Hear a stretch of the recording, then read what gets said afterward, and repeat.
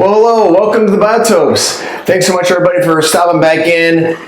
Today we're going to start the long-awaited fish room tour. There's so much that's happened. I think the last real fish room tour here at the Biotopes was May of 23. It's now December of 24. So a lot to get you guys caught up on. If you've been following the channel, you've kind of seen bits and pieces of what's been happening in the fish room. But so much to cover.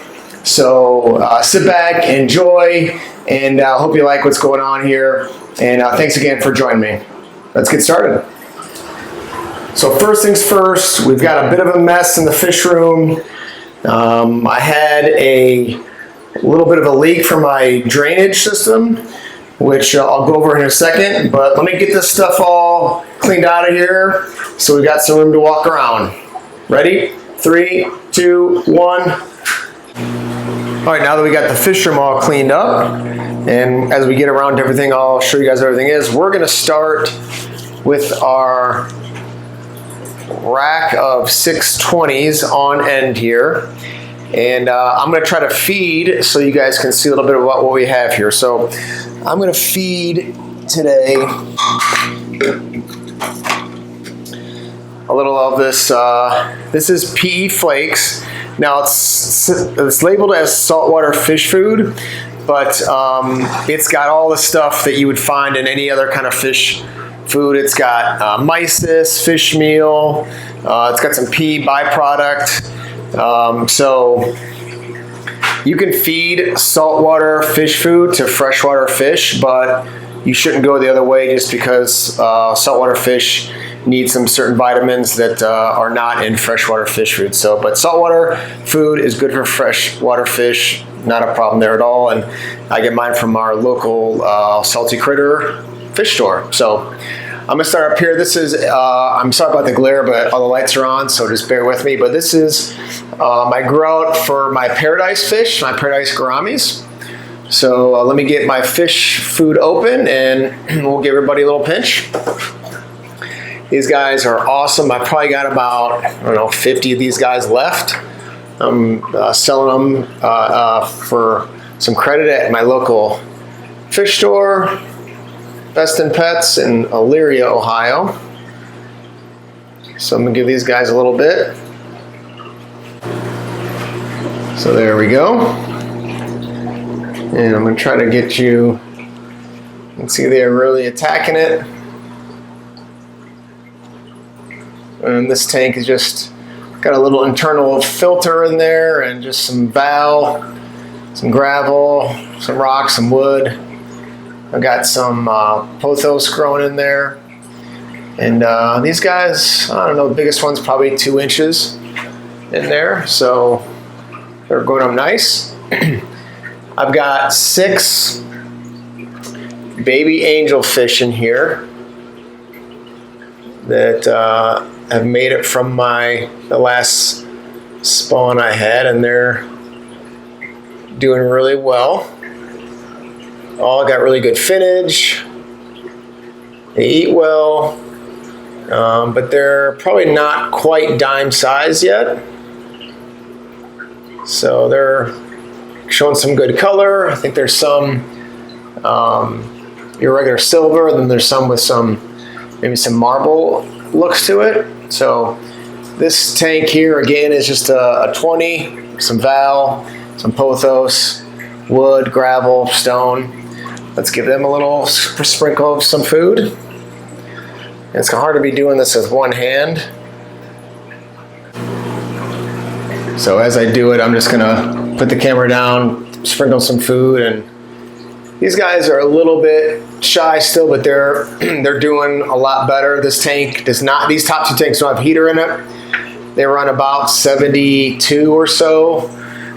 Right now it's 70 degrees in the fish room. You can see in the last 24 hours it's gone up to about 73. And it's no heater in the room, just a dehumidifier. So these tanks are a little bit cooler, but they are doing well. This here is my grow out of my mutt endlers. And I've, donated these to local clubs. The fish store doesn't give me much for them. There's some pretty cool ones in here with there's a couple males, like this one right here, if you guys can see this one. He's got like a white long dorsal. And I've got a couple other ones with like a black long dorsal. And I'm trying to kind of develop, loose, there's this one here. Just kind of a loose group, or I guess a line of like colored long dorsal fins. There's a pair of plecos in there too, just pushing those plecos, but I like to give these guys a lot because these plecos have a hard time getting the food, so I'm gonna put this in here. Hold on one second. So there you go, and obviously they're great. Now another thing I do is I will scoop fish out of here and feed them to some of the other fish, the larger fish, the angels, the cichlid, the Central American cichlids, the Costa Rican cichlids. Feed them to the paradise gouramis. But I've had these things for probably about a year, and they're super healthy. I started with just a little group as some feeder endlers from the local pet store and medicated them, and this is obviously just several generations later and super healthy. So if you're going to use feeder fish, grow your own, basically, because you'll know they'll be healthy. So I don't want to have to feed them, but otherwise I have nothing in. I don't have any way to get rid of them. Nobody really wants them. So I'll scoop out some babies from time to time, or maybe a female or two. And so that's how that goes. But that's been working out well. Sometimes I'll get a spawn from those plecos, but not all the time. Here's a bunch of more paradise, a little bit larger paradise gouramis. These are going to be ready to go to the store probably this weekend. There's 9 in here, and I'm going to take a large one from another tank too. But this is just a bare bottom tank with just a hang on the back, and there's a heater in this thing. These bottom 4 tanks do have heaters. So let me throw some food in.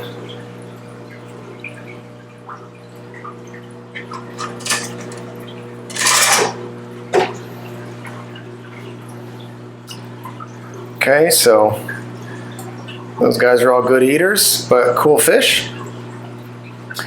Down here is my pair of angels. The silver, there's the female. The German blue blusher, the large guy there, he is the male. And just a little bit of sand. That's a Madagascar lace plant. Hold on, that's my dehumidifier. Let me turn that off. All right, sorry about that. I will get eggs from these guys. They don't last. They have not yet lasted 24 hours. I've got that slate. They'll lay on that slate in there. But I'm, want to kind of see if they can hold on to them for at least a day before I pull them out of there. But I really want to get a spawn from that German blue blusher along with that gorgeous silver female. So that's obviously got a heater there and a hang on the back, and you'll see a lot of I've got immersed plants all over. These are like begonias. I just got stuck in the hang on the backs, and I forgot to show you guys, like there's pothos. There's another like plant I brought in from the summer. There's another big one up here going on the hang on the back. So I've got those every place I can put them. All right, last tank of grow out paradise gouramis.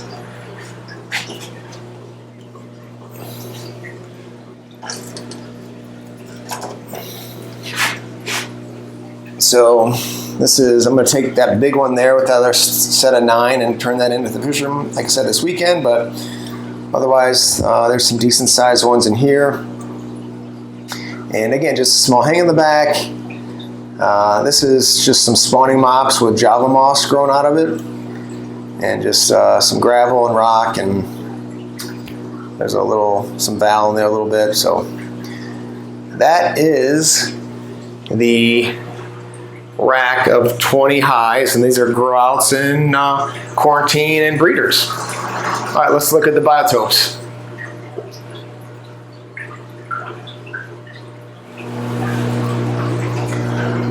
All right, next let's take a look at the biotopes. Again, sorry for some of the glare. This first tank is the Solomos River in Peru. So it's like the upper Amazon. And these are all 75 gallons. There are 6 large angels in here, 13 Aeneas cories, and there's 1 black skirt tetra there. And you can see there's a bunch of cories, and we've got a bunch of leaf litter. There's several Amazon swords on this end that's kind of built up on the side. And I got a big, this half of the tank is a lot of wood. There's some pothos growing and doing some other plants that are immersed, but I'm trying to get this wood kind of how I want it. It's not quite there yet, but I just wanted to get a bunch of sticks and wood and still working on that. But this is a great tank. I'm thinking about doing is adding some Amazon puffers to this tank. I'm a little bit worried on how they'll interact with these large angelfish. My initial plan was to get 7, have a good group of them. But maybe I'll just do 1 first and see how they get along. Sometimes Amazon puffers, although probably the best community puffer, maybe other than the pea puffer, they can get a little bit nippy with some slower fish. So kind of depends. I think it's going to depend on the personality of the puffer itself. So still debating. I really want to try them out. I think it'd be great. Would add a lot to this tank, but I've got a lot of cover over here. You guys can kind of see just a ton of wood and roots that are kind of hanging down. Lots of line of sight breaks. But I don't know, we'll see. So that's kind of the plan. On top of here, I've got just some plants that are growing out. That's actually some chives there. And I think that is parsley on this side. Parsley's not doing great.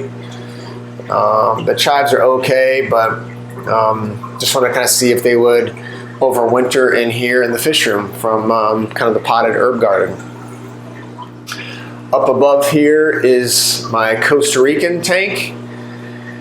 This is full of rainbow cichlids. That's the yellow cichlids there. There's 1 Nicaraguan cichlid. She's in the back here. It's 1 female.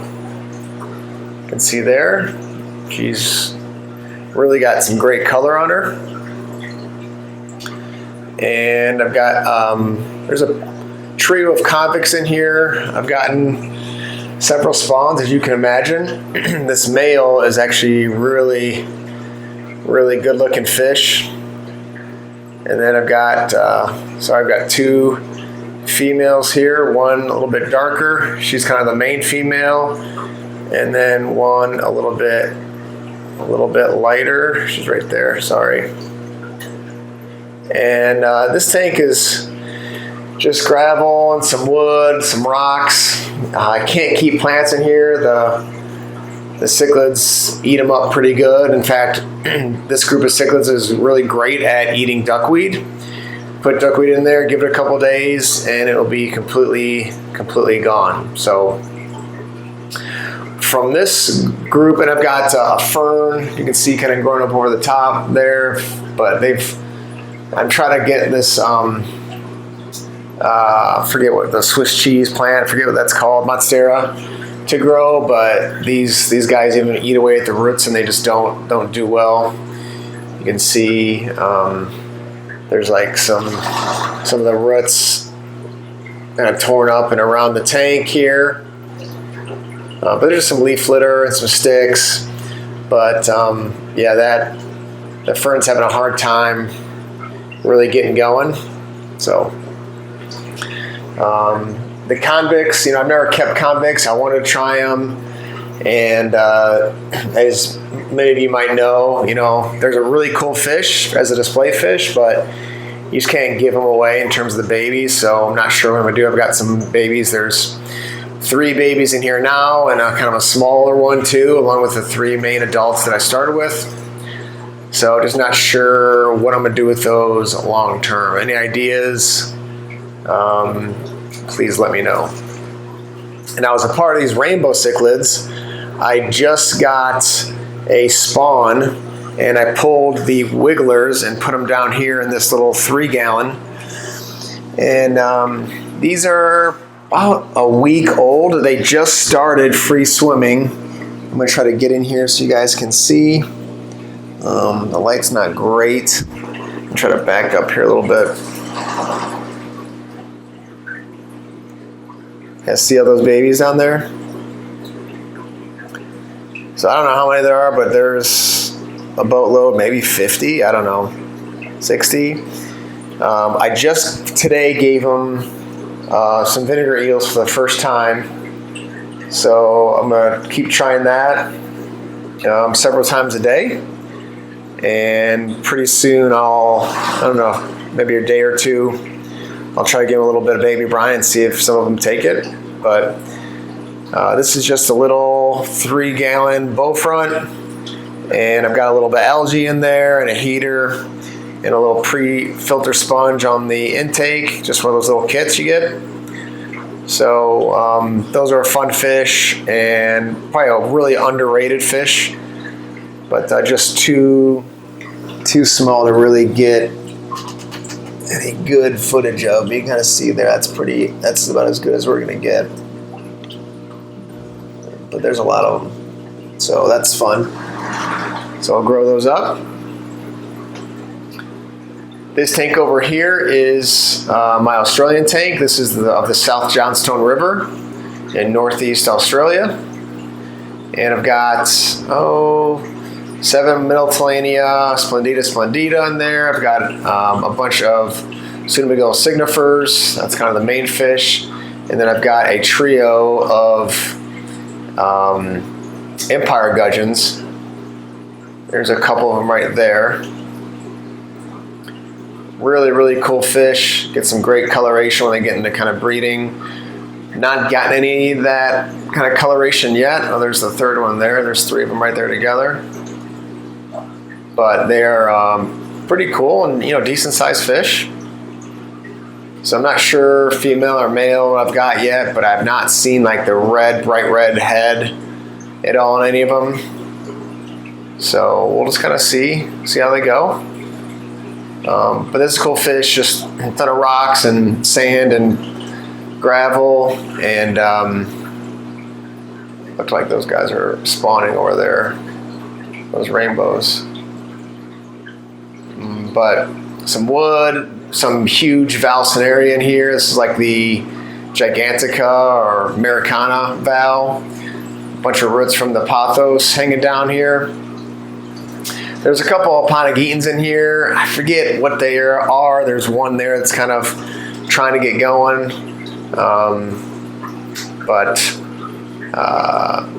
they're native to northeast Australia. So I'd love to get those growing, but they just never really have taken off too much. So above this tank is my tank from southern China. And in here I've got, there's probably 11 white cloud mountain minnows in here right now. A bunch of val. There's some hair grass I'm trying to get going over here. Couple sprigs, there's one there's one there, some rocks, some wood. Still not getting the kind of balance in this tank between like the light and the nutrients, so I'm getting a little bit of hydra sometimes on the front glass, and you can see there's kind of hair algae around. But it's just, this light is super bright, and I just took a bunch of duckweed out of there. I've lowered the light timing, but just hasn't been able to get dialed in yet. There's a bunch of algae here on the side, and on some of the roots from the pothos that I've got growing out. But again, a bunch of leaf litter, and I've got 4 good-sized paradise gouramis in here. This is the main female here. She's the mother of the spawn that I have, and then here's the main male here. And the 2 smaller, medium-sized ones are some of their offspring. But again, they're really cool fish, underrated fish. Want to get a bunch more mountain minnows, except I've got a tire track or a zigzag eel. He hides under these rocks here. You can't see him. You can kind of see his tail. Really kind of, right there, but right there is sticking out. It's not going to focus. Kind of see the tail right there. Comes out at night. It looks like he's kind of hiding back there. But he does, from time to time, pick off some of the mountain minnows. I've tried putting some endlers in there. In fact, there's still a good-sized female endler up here to try to feed him. But he does pick off some mountain minnows sometime, unfortunately. So I want to get a bunch of those and restock that, because I like the look of just a big bunch of white cloud mountain minnows. Got my humidifier, which I've turned off. The drainage is back here, and it's been really cold here in northern Ohio, so our drainage is down here. And I've just got a hose coming out of the dehumidifier into my drainage pipe there, and it just kind of runs along the back of the room and then outside. It's gotten so cold though that the ice, the dripping from the dehumidifier has kind of filled up this pipe.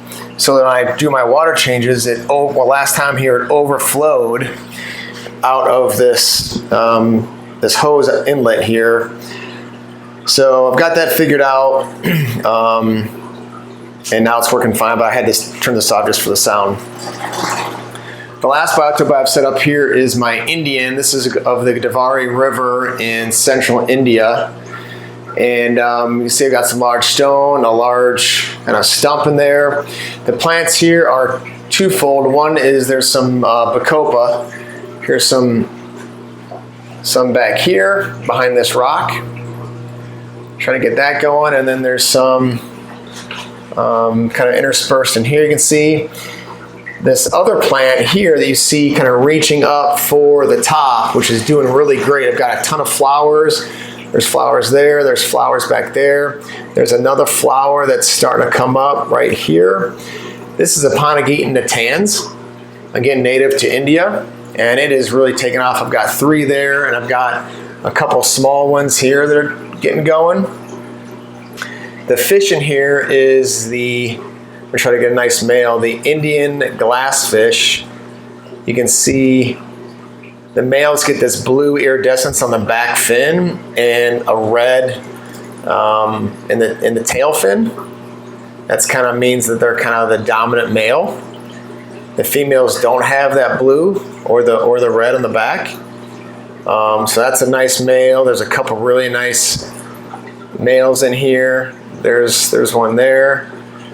And as you can see, they're very much like tetras, where they'll just shoal. They'll stay in kind of general areas. Fish have like different territories. This fish's territory is like inside. You can kind of see inside the log there.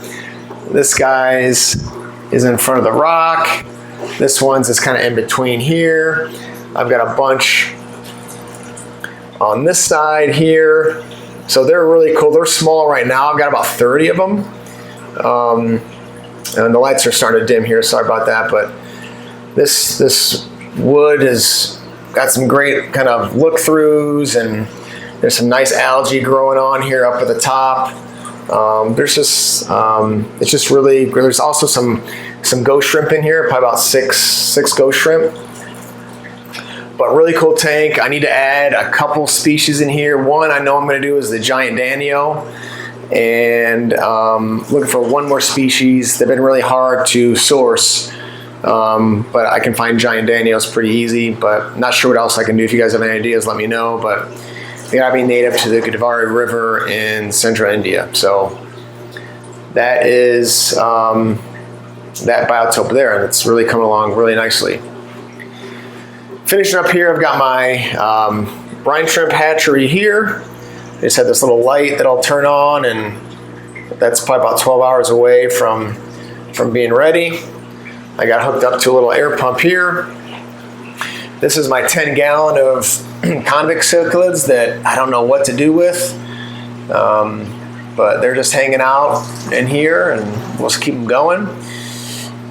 This is my vinegar eel culture here, and that's about it for the fish room. It's been a long time coming. I really appreciate you guys sticking with me and tuning in, and please be sure to stay tuned, subscribe if you haven't yet, and share this out. Let me know what you think of the fish room, and what you like, what you didn't like, and I'd love to. I'll make sure I answer all of those for you. But again, thank you so much for tuning in, and make sure see you guys out there soon. Thanks so much for hanging out here at the Biotopes. See you guys later.